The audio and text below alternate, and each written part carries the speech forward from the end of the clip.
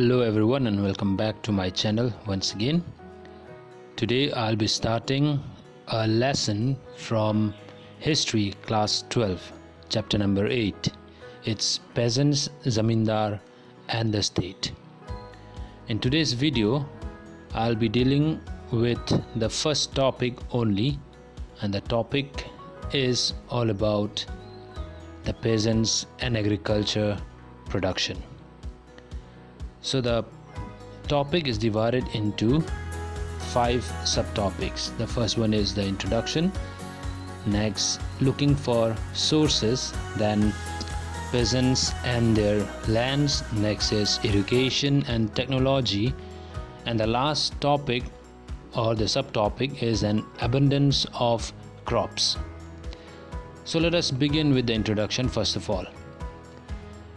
So for the introduction, you can take down a question. The question is, on the basis of which relations the rural society of 16th and 17th century was organized? So if you look through the part or the introduction, we came to know that 85% of the Indian population lived in villages. Both peasants and landlords involved in agricultural production. Now this created a relationship of cooperation, competition and conflicts. Now by this time, outsiders also enter the rural areas. Among these outsiders were the Mughals also. Now after coming here, the Mughals, they came to know that crops are basically used for sale. So they too started selling crops, then they started trade, then money, and so the market also started in the villages. Now under the Mughal king or the Mughal empire, there are some type of people who were getting control over the society, and these were the revenue assessors, collectors, record keepers. Now all these was done to get regular taxes for the producers. Now from this part we came to know that basically most of the Indian population were farmers, and as we go on we came to know that there was a very good relationship between the farmers and the landlords. Yes, there was some kind of competition and conflicts, right? And whatever happened here, it's all because of one strategy, that is how to get regular taxes from the producers. So now we'll move to the first topic of our chapter. This is peasants and the agricultural production. So the peasants and the agricultural production, in a simple way I can say that there are 3 basic points that we have to keep in mind. First one is that agricultural society. Now when you talk about agricultural society, we know that this is all about villages. That means village is the basic unit of the agricultural society. Now whenever we talk about agriculture society, we know that in order to grow crops, certain tasks have to be fulfilled, and these tasks were tilling of the soil, sowing seeds, harvesting, etc. Now harvesting was done only when the crop was ripe. These are all the seasonal tasks. The third thing that the peasants and the agricultural production involved was that they all depend on the type of land available for cultivation. You and me cannot force a farmer to grow a certain amount of crops as we want.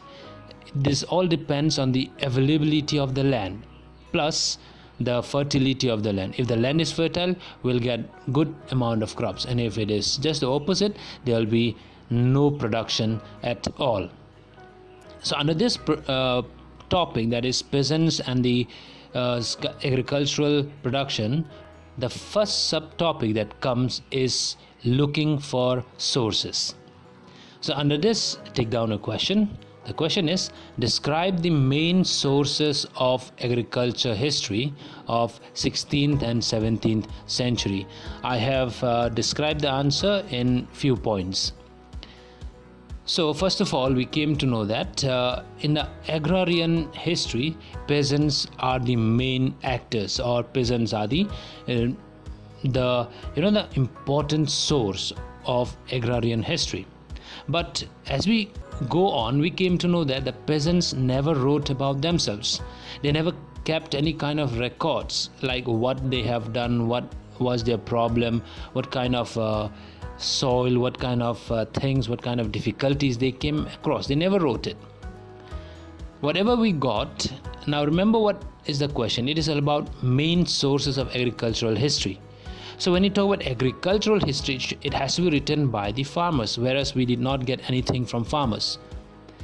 Whatever we got was from the chronicles, historical texts and documents which were kept by the Mughal Empire. Now one of that chronicles, or we can say one of the chronicle that really tells us about the agricultural history of 16th and 17th century was the Ain-e-Akbari, which was written by Abul Fazl. This book describes about the arrangements made by the state for cultivation or for collection of revenue, and also how they have regulated the relationship between the state and the zamindars. The book or the chronicle Ain-e-Akbari was presented, or it presented the vision of Akbar's empire. What Akbar really wanted from his empire can be seen or found in the Ain-e-Akbari. However, or whoever tried to stand against the empire, or we can say who was totally not in support of the empire, was eminent to fail. They never were allowed to stand against the kingdom or against the empire. The reason was very simple. Regarding why they failed, because whatever was a vision of Akbar was very much prominent. He wanted the thing to grow up. Okay, he wanted the agriculture to grow up. He wanted the cash crops, or the amount of crops that was grown should be up to the best level.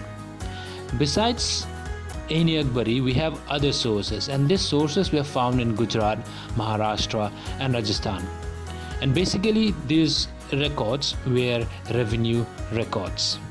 I hope I am able to make it clear to you. Right, now let us move on to subtopic, that is peasants and their lands. Under this topic, once again you take down a question. What were the two categories of peasants in the 17th century? Discuss. So, according to the question, I have divided once again the answer into few points. So first of all, when you look into it, we come across Indo-Persian sources. According to the Indo-Persian sources of the Mughal Empire, they have denoted the peasants as Rayat or Muzairian. Now beside these two words or two terms, we can found that Kisan or the word Asami was also used for the peasants. Now the source of the 17th century also tries to tell us that there were two kinds of farmers which were very prominent during that time. Number one was Khuda Khashta, and next one is Pahi Khashta. Now who are these Khuda Khashta and Pahi Khashta? In a simple way, we can say that Khuda Khashta are those people who lived in their own villages and cultivated their own lands by themselves. On the other hand, Pahi Khashta are just the opposite. That is, Pahi Khashta were not the resident of that village. Pahi Khashta, as for example, live in their own village, but they went to cultivate the land of the other villages, and because of their job they have to reside in that particular villages, right? So that is Pahi Khashta. And Pahi Khashtas, they perform their work on contractual basis. Now contractual basis means what? It depends on time. Like cultivation period is for 6 months, so they will work for that 6 months under certain terms, or under certain monetary terms, we can say. Now why do they work on contractual basis? It has got two reasons. Number one is that out of choice. When you say out of choice, means they found the terms of revenue favorable to them. the charges which is given to them, or the money which they will be getting, they really considered it that is very much good for them, so they work for it. That is why it is not out of choice. Another one is that out of compulsion. Now for a farmer, in case if there is any famine, they will have no money, they will have nothing to eat, or they will they have to pass on, or they have to live a very, very difficult time. But for a pahi kashta, either there is any kind of famine or crop failure, they have no issues, because they are the one who will be performing their task before the crop fails or before the crop comes out. Their task is what? Tilling the land. For that they'll get money. Sowing, they'll get money. Irrigation, they'll get money. Everything, they'll get money for that. But once the crop fail, it doesn't matter to them like whether crop fail or not. They already got their money. That is why they wanted to go for this type of services, right? Now that is the two kinds of farmers we have talked about: khuda khasta and pahi khasta. So now we are up to the third topic. The third topic is irrigation and technology. Under this, you take down a question, that is, describe the development which took place in means of irrigation during 16th and 17th centuries. Now here we will be talking about the kind of the irrigation facilities or irrigation system that they had used. Now we all know that abundance of land was very much important for cultivation. So when we go through the part, we came across, we saw that the constant abundance of land make the availability of labor or mobility of labors. Okay, and because of this availability of labor, mobility of labors, agriculture also expanded. Now the primary purpose of agriculture is to feed. Right? Now whatever they are growing, whatever is cultivated, it is not to store only. It is like the target is what? How much we can feed others or ourselves. That is why basic staple crops like rice, wheat and millets were cultivated in huge quantity. Now there were some areas according to which these staple crops are grown. An area where 40 inches of rain or more in a year was recorded, rice was produced there. And wherever it is more or wherever it is less, followed by that, like wheat and millets were grown. Now if you don't understand this, in a simple way I'll say wherever it is 40 plus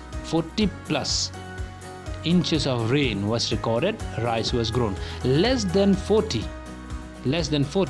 wheat. Less than that, it was millets.